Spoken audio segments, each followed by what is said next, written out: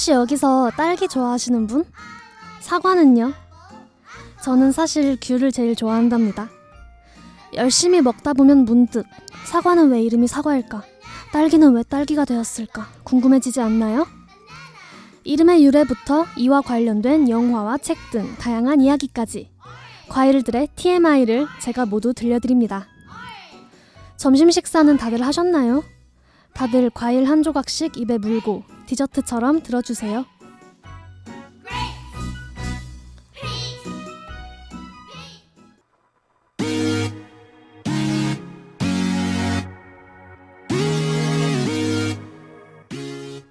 뒤집어 발음해도 똑같은 단어들 뭐가 있을까요? 스위스, 일요일, 마그마, 장발장 등등. 평소에 신경 쓰고 있진 않지만 우리의 일상에 생각보다 깊게 스며있는 하나가 더 있죠. 오늘 소개할 과일이기도 한데요. 혹시 짐작하셨나요? 과일은 왜 과일일까? 저는 김하연이고요. 오늘의 과일은 토마토입니다.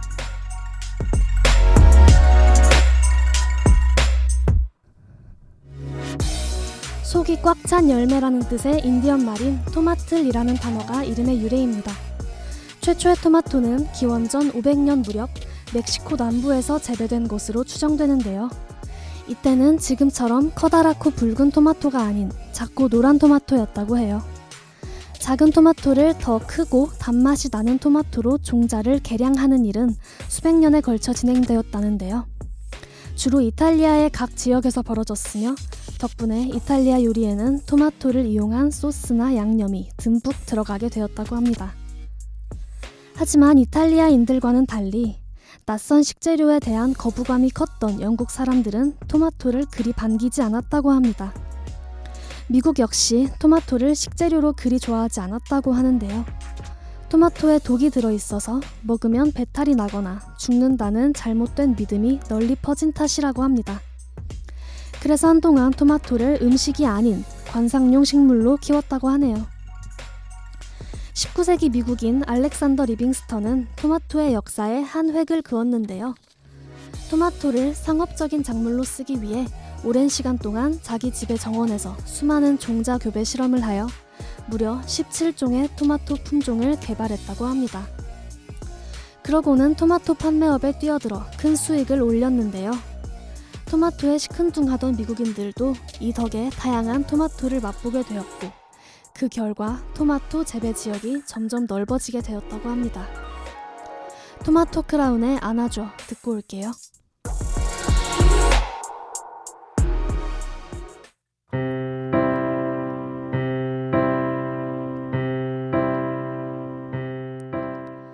날 것 그대로도 먹지만 주로 케첩이나 스파게티 소스 같은 양념으로 조리해 먹는 경우가 더 많습니다. 그 중에서 케첩은 전 세계에서 가장 널리 쓰이는 소스로 거의 모든 음식에 잘 어울리는 만능 식재료이기도 하죠. 그럼 우리 인류는 케첩을 언제부터 먹어왔을까요?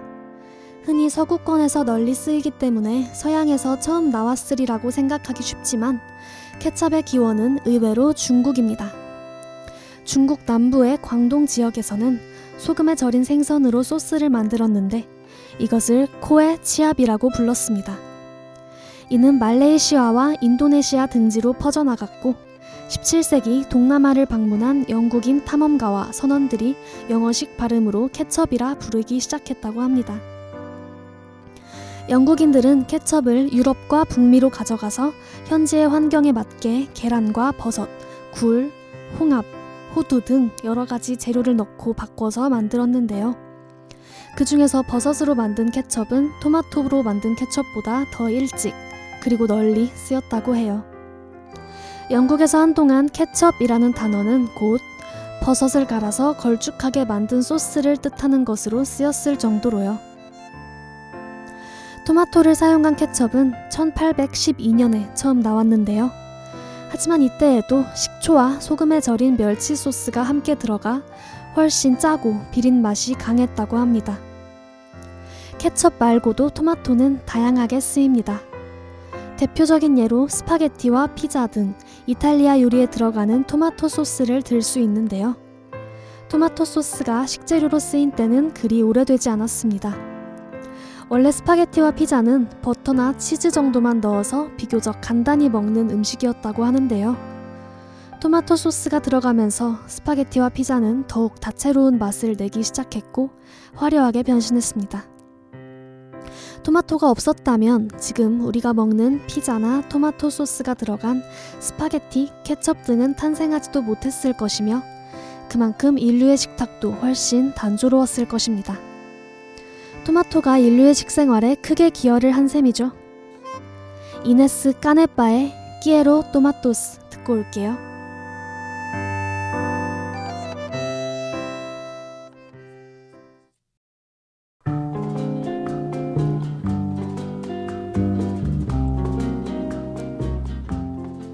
토마토를 과일이라고 해야 할지 채소라고 해야 할지 헷갈린 적 있으실 텐데요.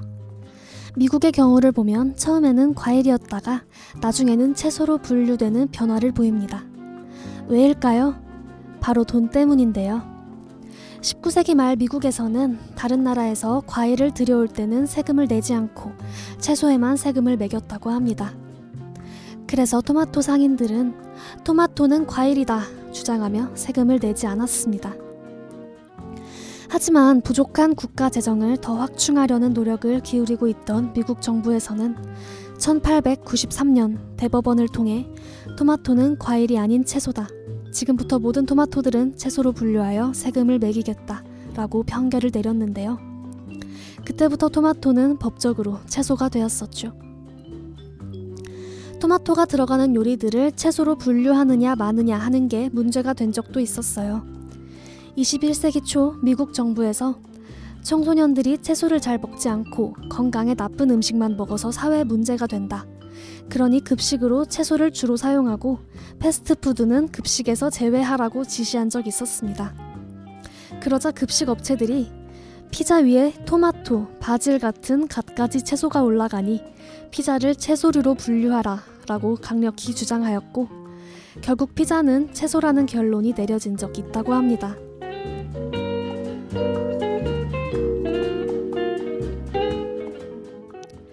그렇다면 우리나라 사람들은 언제부터 토마토를 먹었을까요?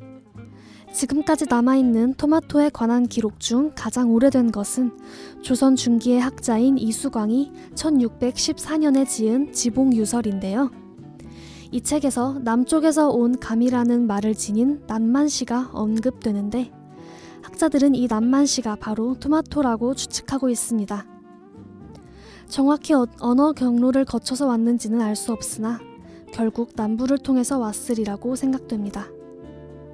하지만 우리 조상들은 토마토를 그리 좋아하지 않았던 건지 조선시대의 요리 관련 서적들을 뒤져봐도 토마토를 즐겨 먹었다거나 가공해서 양념으로 썼다는 말은 찾아볼 수 없다고 합니다. 마토마의 Heartbeats 듣고 올게요.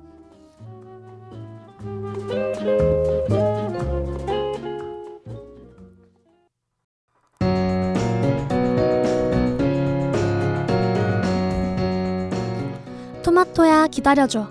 영어로는 Hang on Little Tomato.